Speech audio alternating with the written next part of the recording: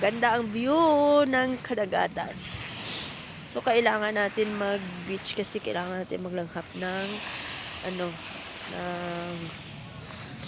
ano ba yon? Yung hangin ng dagat dahil may hika-hika tayo for 2 days. So, kailangan natin mag-beach. So, sa nagsasabing hindi ko afford mag-beach, ito na, charot lang, joke lang yun.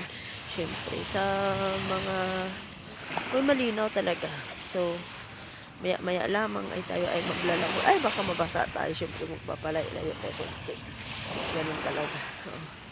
Sa mga basher dyan, na nagsasabi na hindi ko afford mag-beach, ito na po yung beach talaga. Charot lang. Siyempre, charot lang yun sa akin. Joke ko lang sa inyo. Maganda talaga ang beach. So, kung ako para sa inyo, para gusto nyo mag-muni-muni, mag-beach kayo. Para man lang maanway yung inyong sarili. Tingnan nyo, ang linaw-linaw talaga ng tubig.